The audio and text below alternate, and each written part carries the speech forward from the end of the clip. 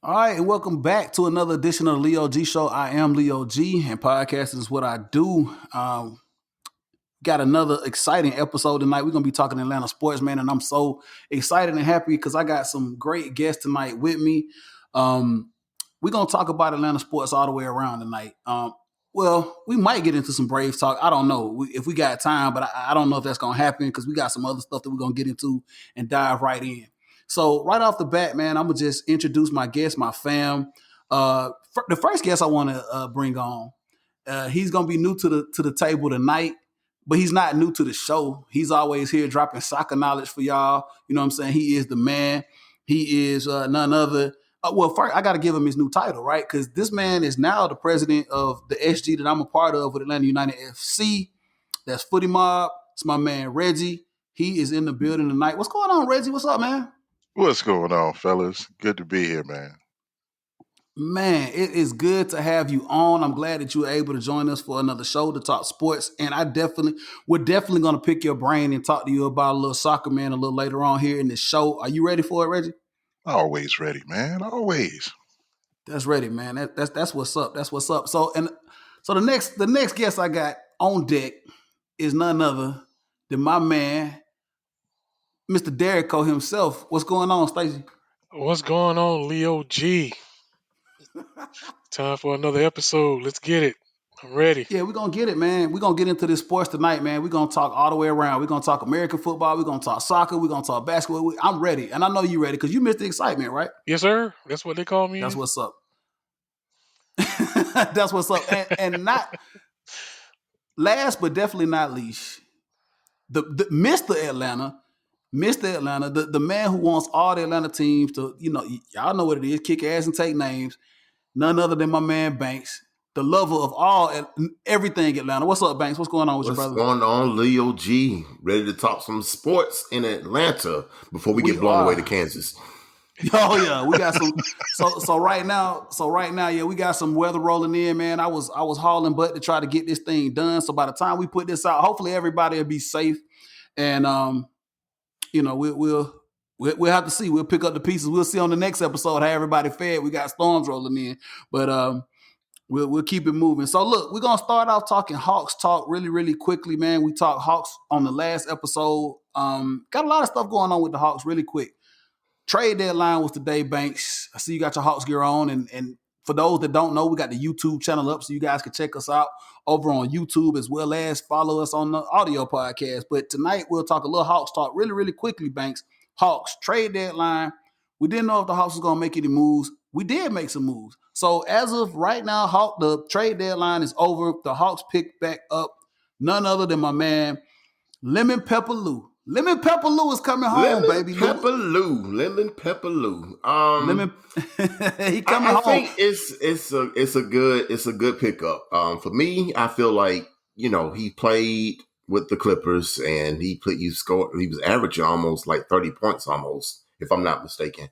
And this change for Rajon Rondo. And at first I was like, we just lost a good locker room guy for, I don't know. I didn't look at the big picture. And then I started thinking about it. I'm like, but Rajon Rondo wasn't really scoring, but what, 5 points, 6 points, 7 points a game?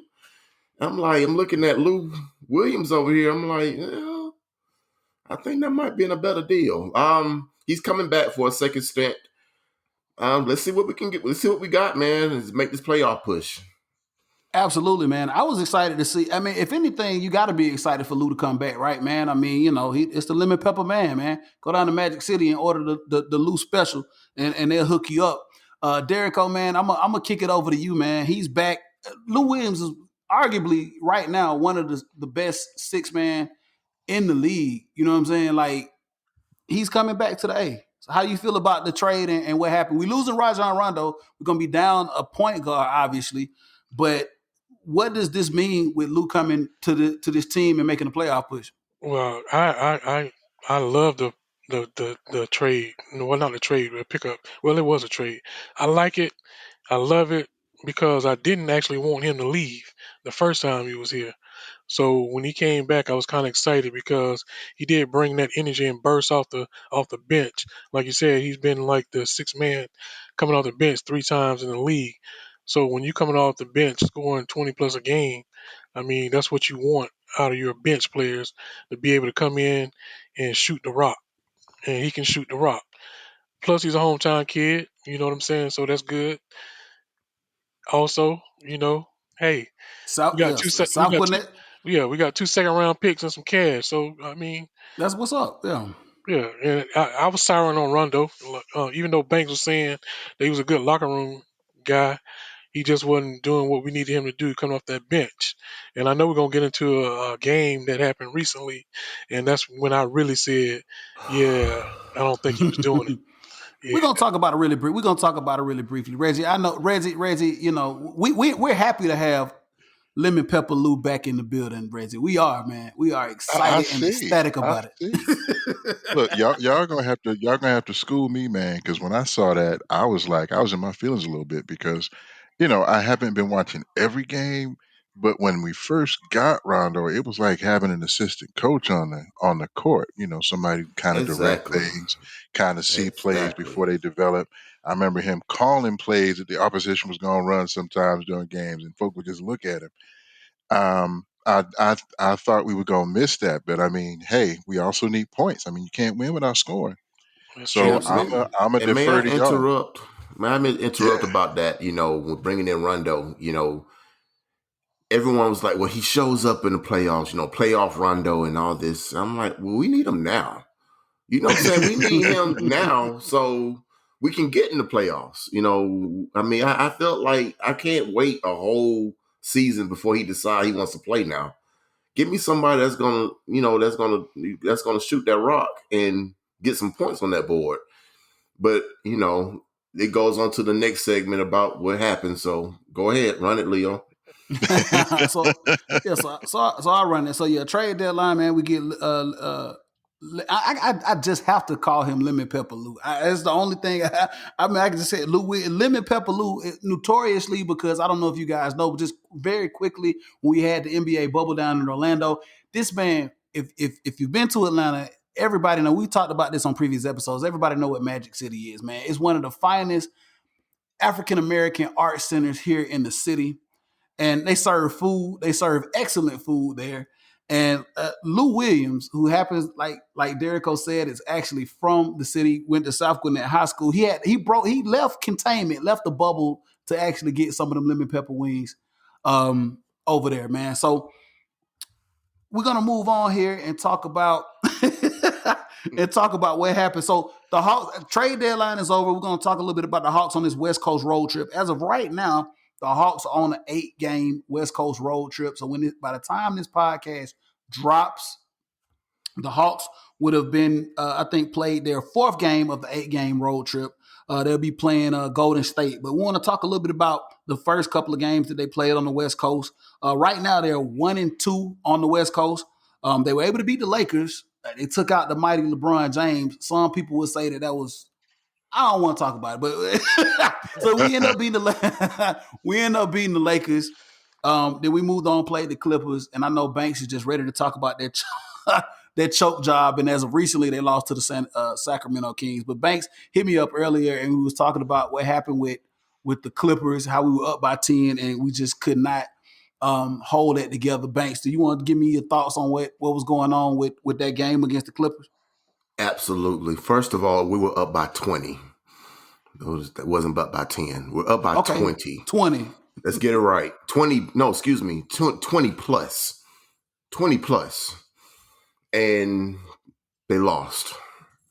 Now, we came from a past regime. I'm going ahead and call his name, Mr. Pierce, who was fired just for that. We had, I believe, 6, 7, 8 games where we were up in the 4th quarter and lost it. No, there was no explanation. It's just lost it, and we get the savior coming in, with Mr. Nate, or they call him Nate Dogg. And all of a sudden, we beat the Lakers, and then here come the Clippers. We're up by 20. Everybody turned their TV off. We won this game. No, we didn't. we lost it. And then I'll get, it infuriates me to know that we still haven't shook this. Like, this is more than coaching. This is more than coaching. It's a culture thing. You need something to sweep this out. This is, they need some kind of a seance, maybe. A seance. I don't know. I don't know. It needs something. It's got to stop. It's got to stop. Right. It ain't cute no more. You when you get a 20-point lead going into the fourth quarter, you should win that game. I'm sorry. Obviously, yes. Absolutely. And look, man, in any sport, look, boxing is my baby right there. Before soccer, man, boxing was my sport. I'm gonna tell you something. If I got you hurt, I'm supposed to finish you. If I hit you with a hard overhand right and you don't see the left coming, I'm hitting you with that left. And same thing in football. Any sport, man. If you have a team down, you got to finish them. Right. Absolutely. I think that was part of the issue, Reggie. They had him down and they couldn't knock him out. And as soon as they took out John Collins and Trey, it just went downhill. And that's what I was alluding to earlier about Rondo. He got in there. I don't know what he was trying to do, but it wouldn't win a basketball game because he was out there looking like a little amateur night at the Apollo, throwing up wild shots, throwing turnovers. I'm just like, dude. The reason we brought you here is so that you can steer the ship when Trey go on the bench and get some rest, and that just wasn't happening lately. So that's my take on that. Banks, what you got? What you got for me, Banks? And the whole thing about the not completing those thing about what Reggie said, when you get a team or an opponent down, you finish them off. It's not just the Hawks. I'm talking about every team in the city. Not every team. No, not every team. Can let me finish? Exceptions of the Atlanta United. Okay, the Braves, Falcons, and Hawks. When you get a team up, when you beat them up, you got to finish them. And we already know what the Braves did. We already know what the Falcons did. So it's almost like, ever since that Super Bowl, when they talk about this city, everyone think the whole city is just a choke. And I'm like, that's the first thing they talk about. They talk about the Hawks. We playing the Hawks. They're going to choke just like the Falcons did. That has nothing to do with each other, but as you can see, it runs hand in hand. So we gotta do something. It's gotta stop. And I'm sick of it. I'm tired of living through it. Again, Leo. I think from team to team, we can't label the whole city when it comes to professional sports teams as chokers. Like, right, you can't do that. Like, Atlanta United came in, and Reggie, we talked about this numerous times. Like, it was a breath of fresh air for Atlanta United to come in for the city. They had a whole different mentality. It was a totally different vibe. And they came in and took care of business. 2017, we watched them grow. 2018, we watched them win a championship. And they kind of changed the norm here. So I think from team that you can't just label Atlanta sports teams as chokers. And I know, Banks, I know where you're going with it. Like, everybody wants to kind of put that label on us, man. But you can't do that, man. Every team is different. I know we watched the Braves last year, go up on the Dodgers. But, that was the Braves weren't even expected to do what they did, right? So I don't think that you can kind of put them in that choker category because that was a totally different scenario. But the Hawks, and once again, Banks, you've made me remove the word expectations out of my vocabulary. But right now with the Hawks, we're watching them and of course we're past the Lloyd Pierce era. We're now with Nate. We're just going to see what we're going to. Remember, we said at this West Coast road trip, we wanted to see them go 500. They're 1-2 right now. They very well can go 500 on this West Coast road swing, and we're still very much in the playoff hunt. I think right now we moved up as of maybe the 5 or 4 seed, if I'm not mistaken. I don't know, Banks. Where are we now on the playoff run? Where are we now? We are 7th. Okay, we're 7th. Okay, my apologies. So we are 7th Watch out! right Wait a now. minute. weren't we fourth after we beat LA? Yeah, That's Yeah, all it took. we But were we you were. have for. to understand that it's about 5 teams that's got the same record. So Right. every time you win, you go up 3 spots. You Exactly. lose, you go down 4 spots. Mm, It's so congested right there. 4 through 9. That's why every game is important. You have to mm. win them. You Exactly. have to get your hands on them because Absolutely. oh wow, So at least, that's not at good. least, at least the Heat keep losing, so that's a good thing. They lost tonight. Yeah. Yeah.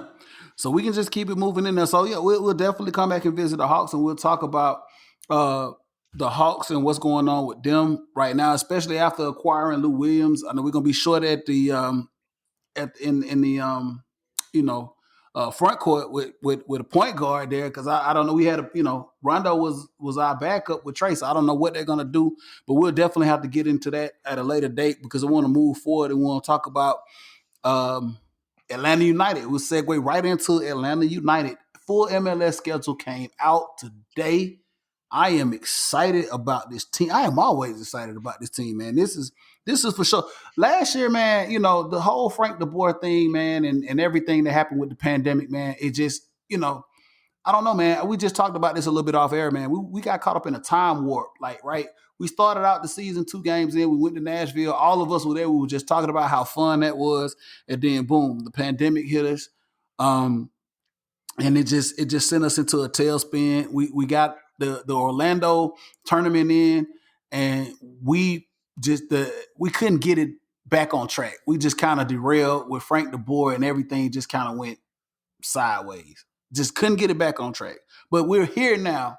Oh yeah, we of course we lost the Kane, not the King, but the Kane. We Yes, lost sir. Joseph, the number 9, our beloved striker, our scorer extraordinaire. We lost him, man, and we just couldn't get it back together. We just derailed. But now we're back, 2021, full MLS schedule out. I'm gonna get you guys' thoughts in just a minute. I'm gonna kick it to you, Reggie. What are your first takes seeing the full MLS schedule out, man? How did you feel about that today when you saw it? Man, I'm hungry, man. I'm ready to eat. That's how I feel right now.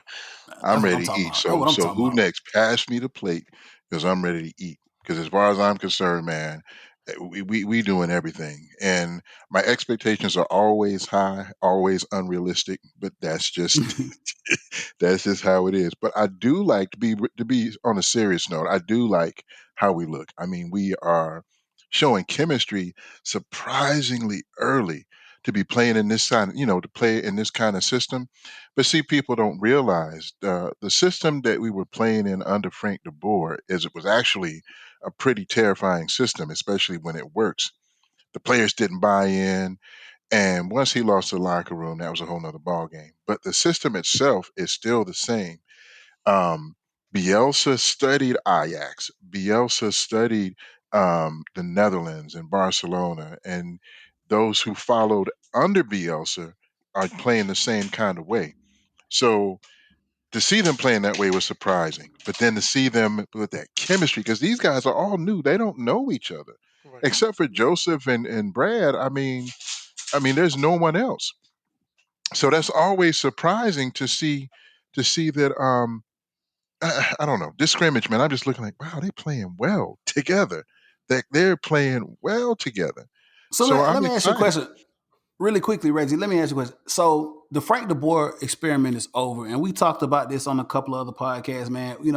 We thought that the system that he was trying to bring in and incorporate here with Atlanta United was, if you buy into it, is actually a good system.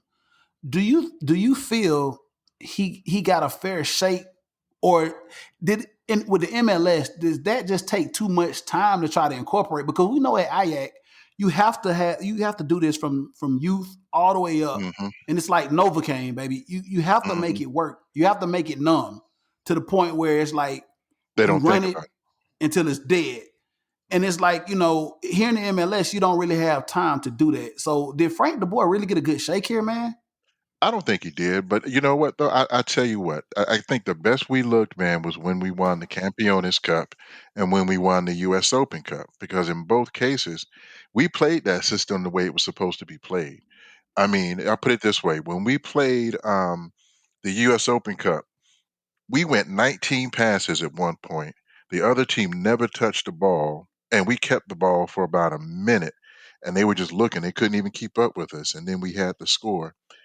When we scored that first goal in Campionis, man, and Hyman was involved in that, and Nagby, that's how it's supposed to look.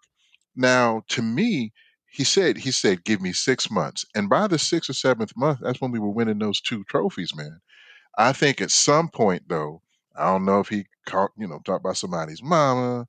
I don't know if the boy, and peed on somebody's birthday cake. I don't know what he did. But at some point the players shut down and they stopped responding to him, and that's when it was the end.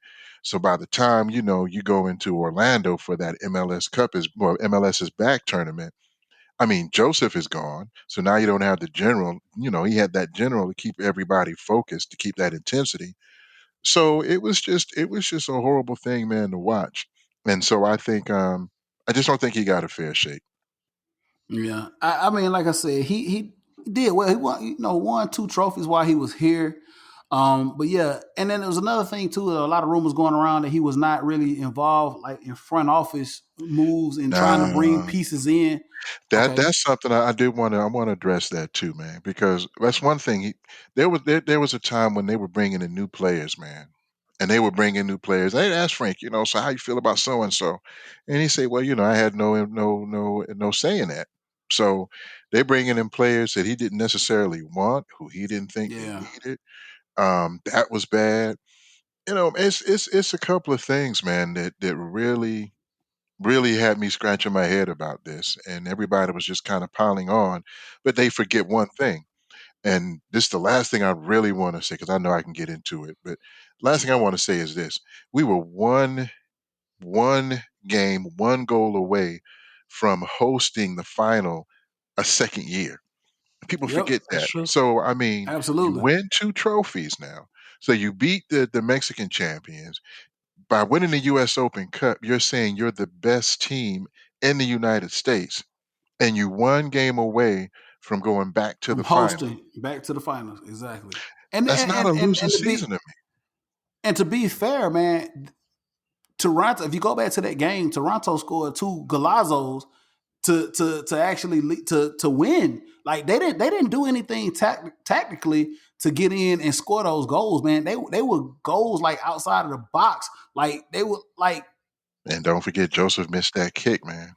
exactly the PK. Joseph missed the PK, so yeah, it would have been a totally different ball game had he made the PK early. So yeah, yeah, Frank the boy, I think he did get a kind of bad shake here, but we're moving forward. We got Gabriel Hines in now, and we want to talk about that for just a little bit. So I'm gonna kick it over to you, Banks. Schedule is out.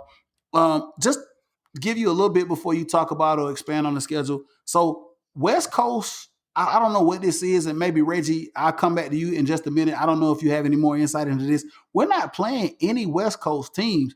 Only West Coast team I saw on the schedule that we're playing is going to be LAFC, and I know we talked about that. That's going to be very, very exciting. But I want to kick it over to Banks. So I don't know if you were able to look over the schedule, but are you excited? Of course, we always circle games on the schedule. Are you excited about any games that you saw on the schedule? Absolutely. It is April 17th, the home opener. Not well, excuse me, the season opener, excuse me. They play those purple people. Um I feel like we owe them one. They feel like they took advantage of us without Joseph. They feel like they own us now. Like, really? You own us after 3 games? I'm One like, game. okay. Still look, yeah, one game. You're right. I'm still looking for your star. I don't see it, but I digress. Um, Orlando is the game that I circled. I want them back, and I want them to realize who we are and who they are, because I'm just gonna be real. I'm just gonna be me. Had Joseph never got hurt, Orlando was never done what they would. They would not be what they would have been last season, because we would have stopped them. They would have been intimidated. They would have been like, you know who your papa is. Sit down, sit down. So that's what I'm excited about. I want some get back. I want some get back. A lot of teams felt like we fell off, we're gone. No, we're still here, and they're gonna find out the hard way. Hey man, absolutely, absolutely. Orlando, or like the King would say, Orlando. Yeah, y'all already know what it is, man. So yeah, so Derek, I'm gonna kick it over to you, brother, man. Was there anything that you saw on the schedule that rocked you, or you were circled and was like, okay, this is what I'm waiting to see? I was just curious why we had two Saturday games against Nashville at home, but then they turned around and the away game is on a Thursday. And I think we kind of hit on that earlier. So I was kind of surprised at that. I think they could at least, split that where one of the games here was on a Thursday and then that game away would have been on the weekend. But hey, maybe they just didn't want that influx of Atlanta United fans to come up there like they did before. You know what I'm saying? Took And we over was the up there. city. Ah, We was up there deep in Nashville we were last year. deep. We were deep. I mean, No, you it can hear. wasn't so Derek, it wasn't last year, man. That was like 8 years I ago. know it feel like it, but you know what I'm Yeah, saying? like I said, we got caught up in that time warp, man. But shout out to Nashville, man. They came into the league. We were able to go up there, man. I think we kind of initially going into MLS, we all talked about this. So from a geographical standpoint, Orlando was the closest city to us. So we kind of made them a regional rival, right? We was like, okay, they're the closest city here. We made them a regional rival, but it never felt like a rivalry, man, because we still own them. Right. We own Yeah. Orlando, right? So we were excited to have Nashville to come in, man, and have another place to go. I think now a closer city, and then of course now we're looking at Charlotte coming in, and I think they were supposed to come in 2021. I think they're coming in next year. Derek, what's going on? Yeah. So when you was talking about the rival, and the other thing I was gonna say as far as the game that always gets me excited is the one that's gonna be on June 27th, and that's against the Red Bulls. That's what I think our real rival is. You know what I'm saying? Absolutely. It's really not those people down there in Central Florida. You know what I'm saying? Because when you continue to drag a team, it's really not a rival. But we always have a hard fought competitive game against them cats up there in that little makeshift stadium, Red Bulls. Banks, what's going on, man? And I'd like to add on to even with the Red Bulls, I think Toronto has to be a runner up. Um, I despise Toronto. I can't stand them. I feel like every time we get on the run, they always be that roadblock that's in our way. So yes, I have to give that an honorable mention about the Toronto club. So Toronto yeah, honorable mention, and for me too. Like, so I'll go ahead and say it as well. So, DC United has kind of slowed down some of our momentum as well as a franchise. Right, we've gotten to some places and have DC has derailed us from winning the Supporter Shield. So they're somewhat of a rival as well. Reggie, how do you feel about rivals in the Eastern Conference? Man, I'm feeling the same way about Toronto and DC. It seems like I don't know what it is about DC, but I remember when we had that in 2019, and we had the first game of the season in DC, and we had that horrible rainstorm. Man, they stuck us. They didn't even put us under the overhang. Man, I went to that game, and they had us out in the elements getting rained on. The Wow. players are sloshing around and slide. Man, it's I just don't like the fact that DC seems to have our number, and the fact that people like Gressel and Yamil Assad, the fact that they're over there now, it's just it just bothers me. Orlando, I don't even think Definitely. about them. Yeah, Orlando. Yeah, I love that, man. I wish I could. Maybe for the next time we talk MLS, I can get that sound clip from the Kane Joseph talking about all that because he fathers Orlando. If y'all didn't know, those are his kids. Those are his babies down there in Orlando. But we'll talk about that later. So MLS schedule fully out. Like Reggie said, we just had a game, we scrimmage game against it's the Battery, Charleston Battery. We checked that out. So we got some highlights of that. You can go on social media and check that out. I think everybody watched it and it was pretty cool. But we want to move on in the podcast right now, guys. So one of the things that I guess a lot of people talked about was, when you talk about soccer, it's kind of hard to uh, talk about certain things. Like Reggie, help me out a little bit. Like soccer here in the States, right? We're not used to watching a lot of soccer. Like soccer is becoming very, very popular now, but people are starting to catch on. And so now I think we're trying to like help a lot of people learn more and more about the sport. So what I want to do is I want to feature on the podcast uh, when we talk about sports and soccer in particular, something that we can, some knowledge that we could pass on to people that might not really know too much. I mean, people are starting to follow it well, but I wanted to kind of go in depth and dive. I said, you know what? I asked Derek or I asked Banks. I said, what would you want to talk about, or what would you want to learn more about the sport? I've been watching it now for probably close to 2 decades, and Reggie, I know you picked up on it really, really quickly. And both Derek and Banks was like, hey, we want to learn more about tactics. We want to learn more about position assignment. So tonight, I want to dig into some position assignment. So Reggie, are you ready to help me out on that? I got you. Okay. So Derrico and Banks, we're gonna talk tonight about specifically the midfield position, right? You guys ready to learn about the midfield? Yes, sir. Absolutely. All right. The reason I've chose the midfield to talk about tonight because I think it's one of the most intriguing positions when you talk about the game of soccer or international football, as they might call it, right, Reggie? There is a lot going on in the midfield, right? Some of of course, obviously, the sexiest position in soccer is the striker, right? The forward, but none of this happens without the midfield. So we want to get a little bit into talking about the midfield. And Reggie, we talked a little bit earlier about there are certain midfielders. I can get into it a little bit. You got you got holding midfielders, you got defensive midfielders, you got attacking midfielders. But this is a very, very key position on the field. When you say Reggie, probably like if you would compare this to American football, this would be the quarterback. The midfielders will almost be like the quarterbacks of the game, right? Yeah, I would say that. I would say, well, to me, it'd be like the attacking midfielders are more like the quarterbacks, and then the defensive midfielders to me are like I played left inside linebacker in high school. To me, they're like the linebackers, defensive. Okay.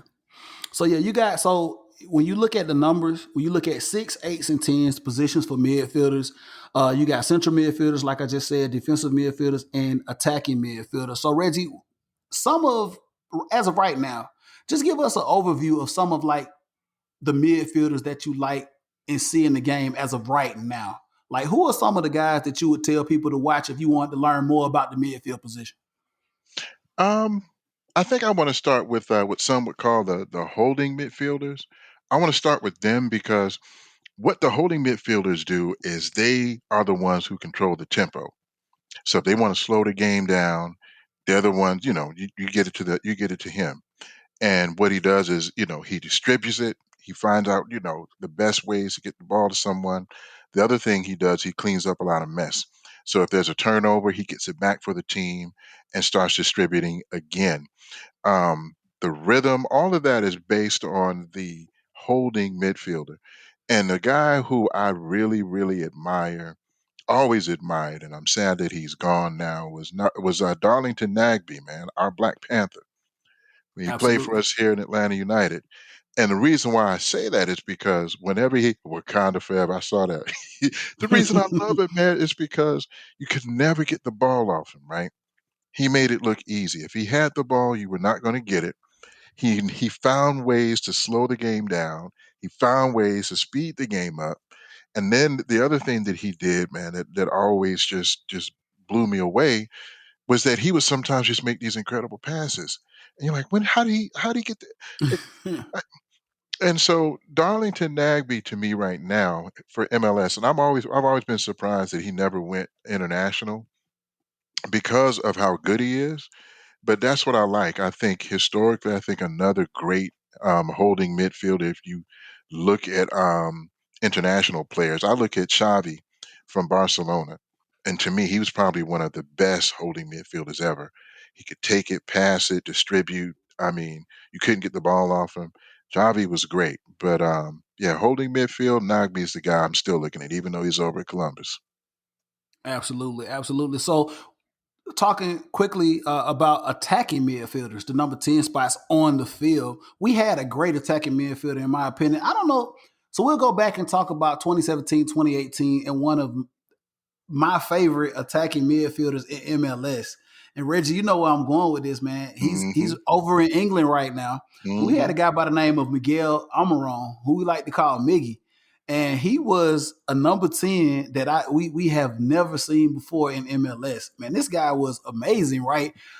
Never have we seen the chemistry that we saw with our number 9, who would be Joseph, and our number 10 with Miguel Almiron. Attacking midfielders, they really, really push the tempo. Like Reggie talked about tempo with midfielders. Attacking midfielders really, really like to get into the attacking third and do things.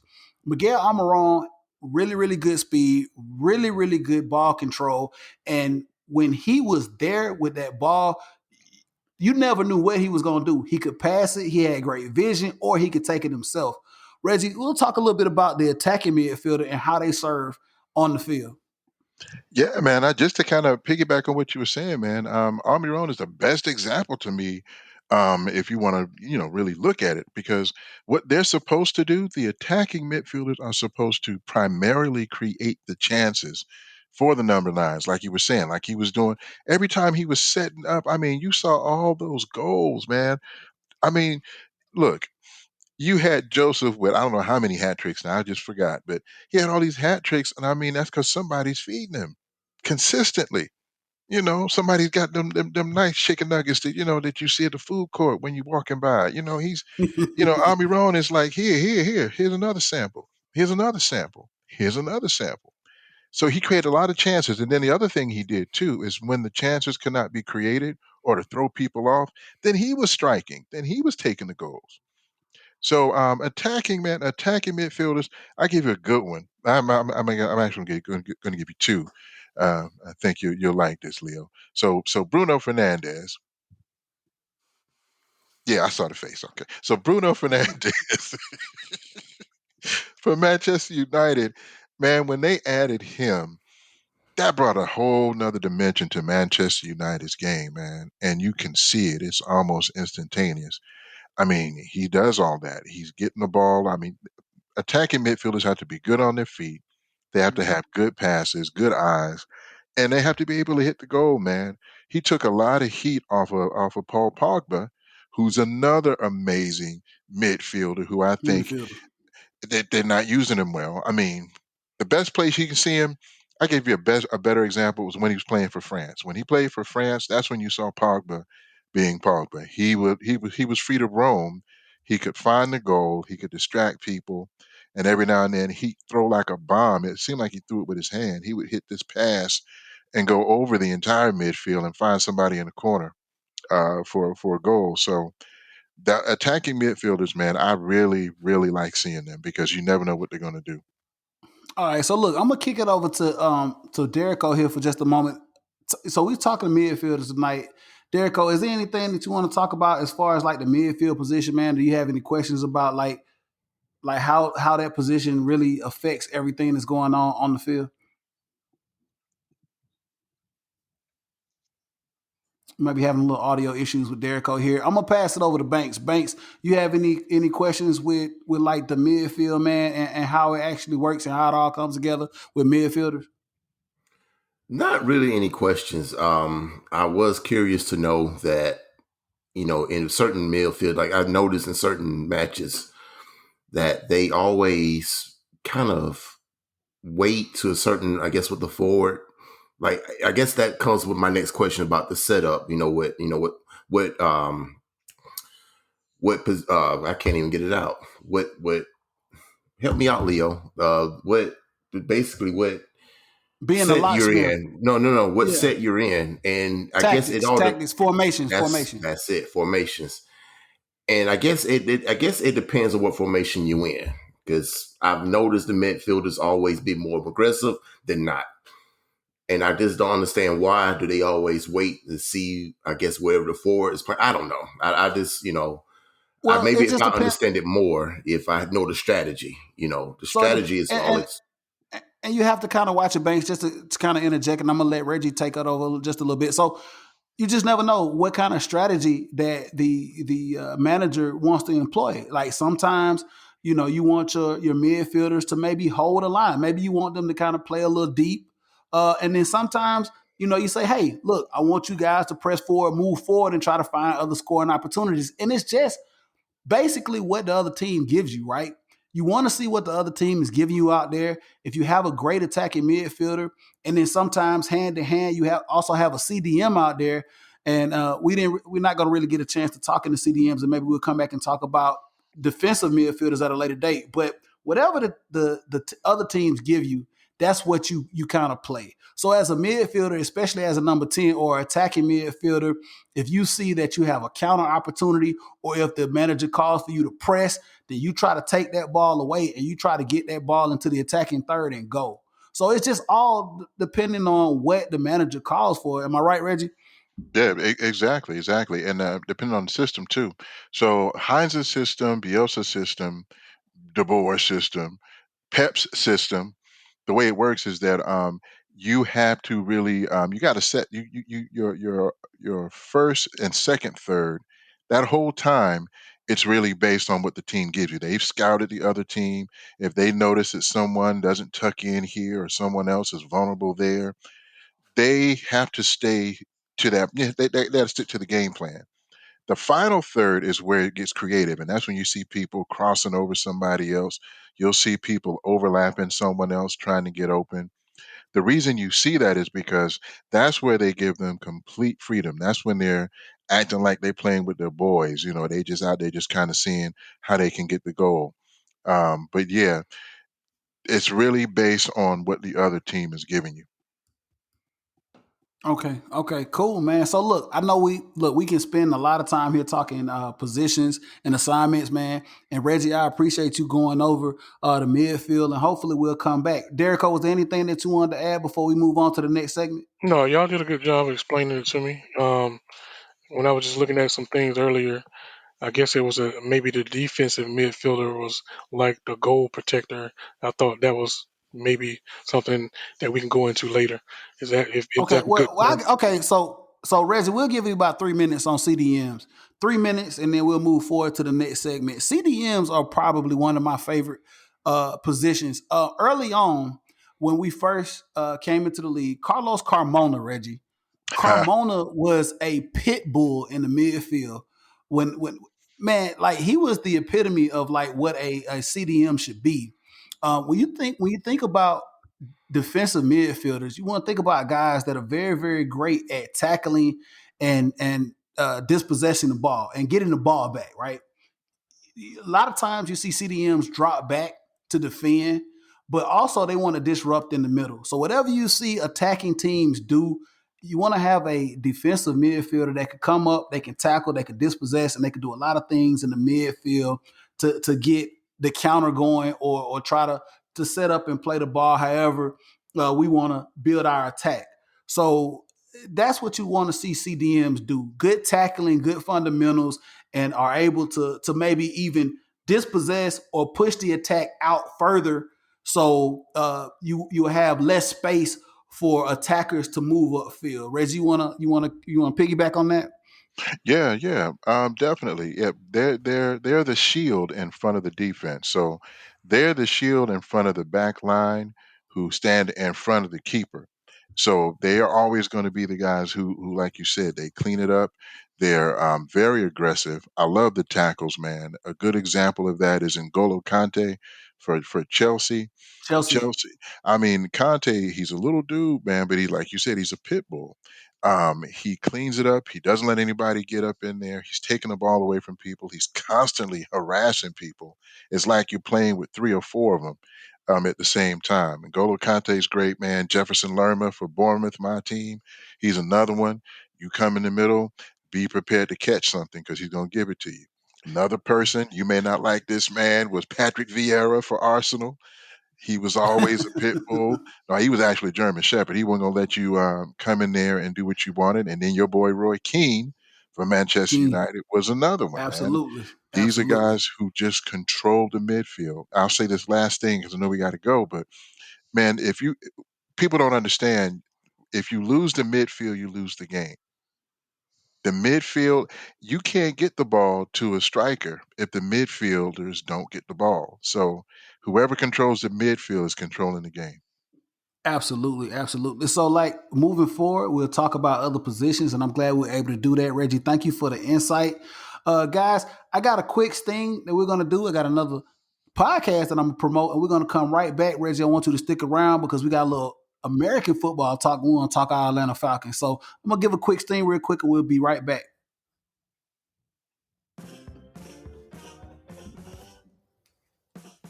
Hey everyone, this is CJ, the host of CJ's Happy Hour.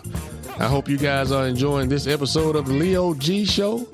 I'm just taking this opportunity to give you a little insight on my upcoming podcast show, CJ's Happy Hour, Sipping and Tripping.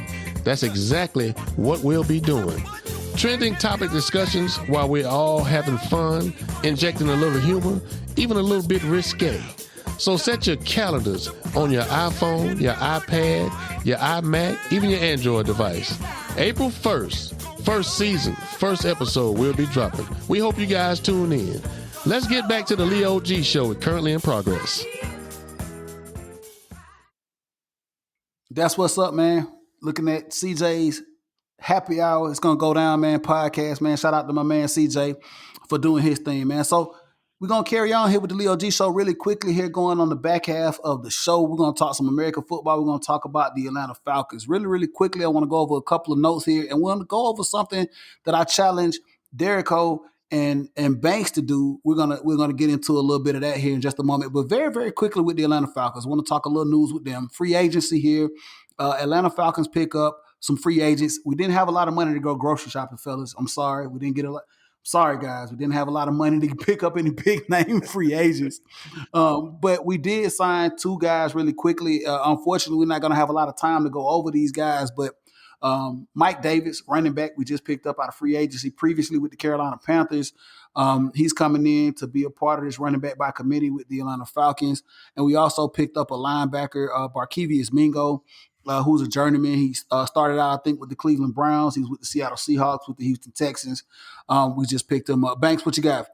And we also picked up Fabian Moreau from the Washington football team. That's still hard for me to say the Washington football team. But yeah, picked up a cornerback, Fabian Monroe from the Washington football team. So 3 free agents, not really big splashes with the Atlanta Falcons. But we knew going into the season, as we discussed in the previous episode, that, hey, it was going to be tough. What's up, Derico? Oh, I just want to say we also tendered Gano, which is I think one of our better linemen on the team. So I just want to make sure that folks know that that's actually part of free agency when you sign your own people.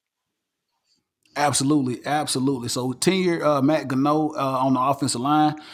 He was a big part of keeping everything clean back there. So hopefully we can move into the 2021 season with some continuity on that offensive line. So really quickly here, we're moving into the second part of the show here, and we're going to be a little pressed for time, but I'm going to give everybody their due because I challenge everybody. Banks specifically, and Derico and Reggie. Maybe you can kind of, be the guy who tells us who pitches this the best. So let me give a little leeway into this.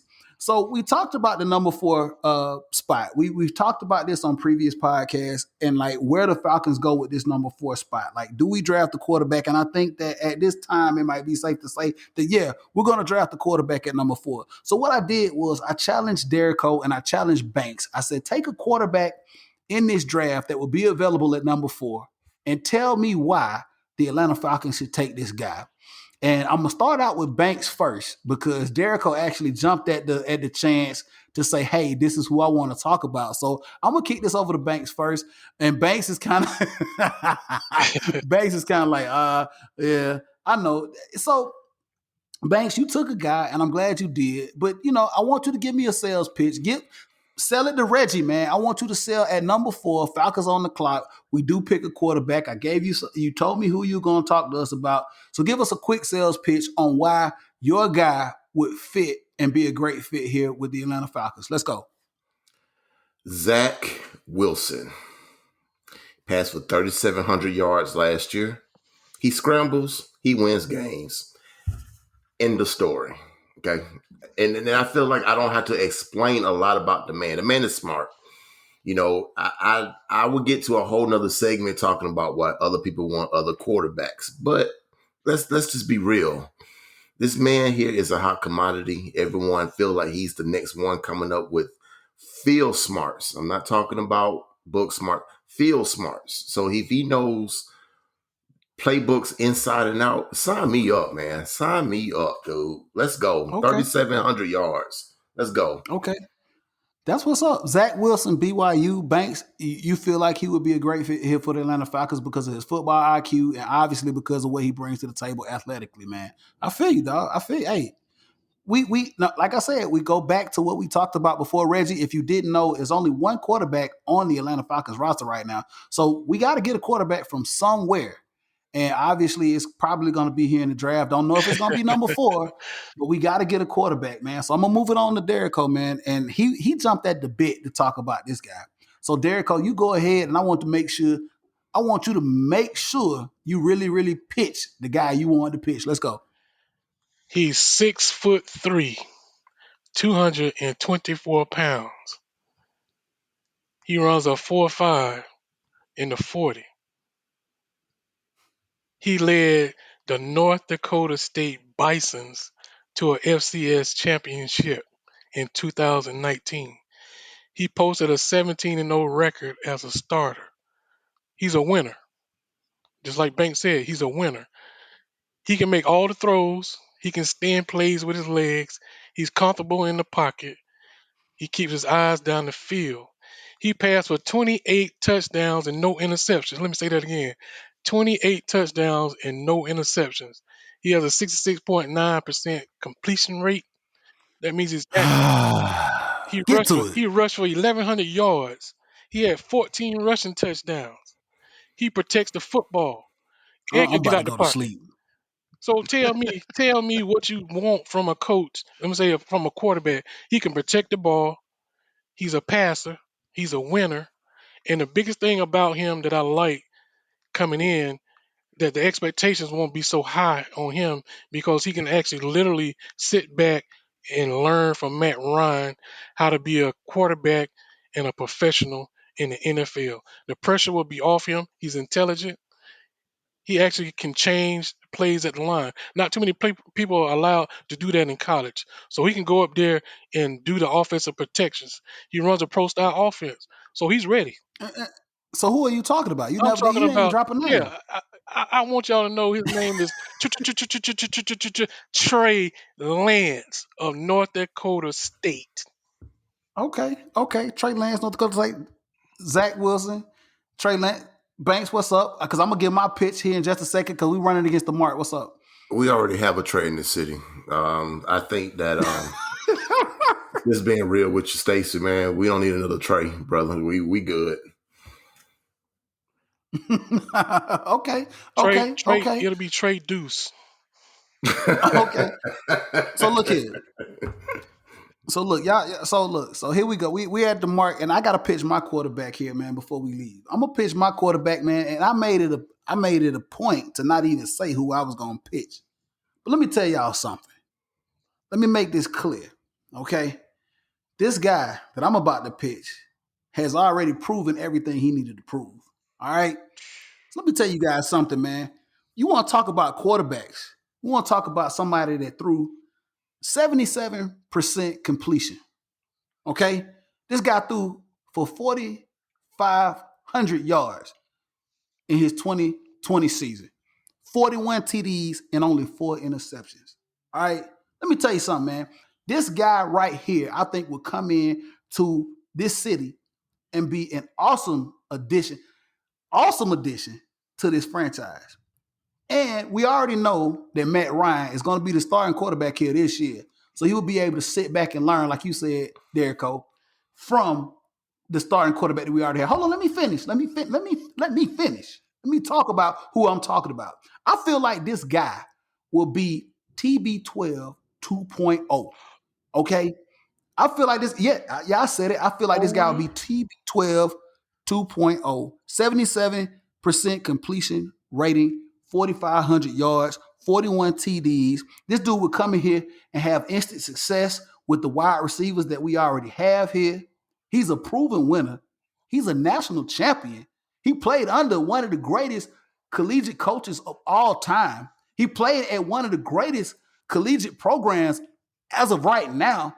This guy is 6'3", 220 pounds, none other than the guy that's dropping dimes and killing them. Y'all better put some respect on this guy's name. I'm talking about none other than Mac Jones out of the University of Alabama. Yeah, don't give me them looks. Don't give me them looks. Don't give me them looks. I'm talking about Mac Jones out of the University of Alabama. I think this guy would be a great fit here in Atlanta to learn from Matt Ryan. And this dude will come in here and take us possibly to the promised land. TB12 2.0, whatever. I don't care. Banks, what you got to say about that? Listen, man, this man played on a team that was already NFL ready. Okay, you're talking about what Alabama, dude? When's the last time you've seen a quarterback that flourished in the NFL from Alabama? Joe Namath. Okay, were you born? No, you wasn't. That hurt. Hey, whatever, man. What I just said, the stats speak for themselves. The stats speak for themselves, man. I ain't even got to say no more, man. I got all the Trey Lance and all the Zach Wilson, all that stuff y'all just said about them and all this. The proof is in the pudding. Who the national champion, Leo, Who won the national championship? Leo. Hold on, Leo. In your size, you don't even play quarterback. You play offensive lineman. You can put a helmet and pads on right now and go to Alabama and win a championship. I promise you could. Derrico got something to say, man, and we're going to come to the end of the show. What's up, Derrico? I would never, ever in my life thought I would have to say this about you, Leo, that you just played radio on a podcast with that pick. What? Man, you just played radio with that pick. Matt Jones. You find me 10 people not in Alabama that would have said, I want Mac Jones as an NFL quarterback. Especially at number 4. Reggie, Dude, I think are you serious right now? Reggie, I think I did my job of stirring the pot. And on that note, yeah, you did. I did. I sure did. Though I knew I was gonna stir the pot with that one. And on that note, man, we're gonna have to. We're coming up on the mark, man. We're gonna have to end the show, man. We're gonna have to come back to this because I know these guys were gonna be livid when I said what I said. But hey, it's always fun here on the Leo G Show, man, and that's what we do. Hopefully, we'll come back on the next show and talk some more about the Atlanta Falcons moving into the draft. Coming up on Banks' birthday, man, April 29th. Shout out to Banks on his birthday. But look. End of the show, man. Reggie, as always, man, I appreciate you coming out and hang with us, man. It's always fun to have you, brother, man. My president, Footy Mob SG, man. Thank you for everything that you've done. No, seriously, man. Real talk, man. Thank you for everything that you're doing, man. And, we're in full support, man. Obviously, man, we're in full support of you and what you got going on. I know you got a lot of stuff going on with the SG, man. So definitely, man, want to plug you, man. And so tell us what you got going on, because we know you got a lot of stuff going on. And if you're watching the YouTube channel right now, you can see I'm rocking really, really hard. Reggie, tell everybody what you got going. Hey, man, we got that gold food. You see what my man is rocking right now? We link business in the beautiful game. So we hit up all the businesses. We trying to get the sport to grow. It's like we having barbershop conversations every time, man, trying to get people to get into the sport, man. So check us out on Instagram. Go to Go Food. Check us out on YouTube at Go Food. You can find me on Instagram at McReg69. Twitter, I'm at Reg3641. And you know how we do. And I have no alias on Facebook. I'm Reginald McKee. Hey, that's what's up, man. Appreciate you, Reggie. So look, man, I'm gonna kick it over to my boy Derrico, man. Tell us what you got going on, man. Hey, I'm just trying to grow in this podcast game with you guys. I appreciate the invite. It's always fun chatting it up with you guys. I appreciate Reggie coming through and dropping that soccer knowledge. And always I appreciate Banks doing what he do. You can catch me on IG at Derrico_Virgo. That's right, Virgo. You can catch me on the Twitter at VSU96SDD. And if you're lucky enough, you can hit me on Facebook at Stacy D. Derrico. That's with an E-Y, Stacy. Okay, that's what's up, man. Banks, as always, man, it's been a pleasure. Mr. ATL, man, you always passionate about this Atlanta sports thing. One of the most passionate people I know about Atlanta sports, man. Tell everybody what you got going on, man, and how they can get up with you. Man, I'm just laying low, man. I'm just a shadow on this podcast under you, Leo. You can find me on Instagram at babybanks80 and on Twitter on babybanks80 as well. On Facebook is Antoine Jarrell Banks. And we also want to say, well, me personally is Reggie. Thank you for coming by. I see you a lot around in the streets. I see you and I wave. I say, what's up? You like, hey. And you like, who is this guy? So I'm just, hey, look, I'm just a shadow. I acknowledge you everywhere you go. You don't acknowledge me, but that's not how I go. You are the man. No, man, I got Man. you, man. Appreciate it. Man, trust me, man. It's all love with Reggie. It's all love, man. So look, if you want to get up with the show, as always, you can hit us up on Twitter, man. That's the Leo G Show, the number one on Twitter. The Leo G Show, the number one on Twitter. Also hit us up on Facebook. We got the new YouTube channel up, man. Like Reggie always say, man, it don't cost you anything to follow, and subscribe, man, so you guys can see us do the show, man. And we're gonna get better and better at this, man, because we like doing this, man. We like promoing everybody, man, and it's fun. We like doing this. And Reggie, definitely gonna have you back, man. I think it's something that's needed to do this whole soccer thing, man, and give some insight into different things, man, because this is a sport that's growing, man. It's an international sport, and it's really, really going here in the States. So like I said, once again, we appreciate you coming out. This has been another edition of the Leo G Show, man. We hope you guys enjoyed it. We'll see you. Peace.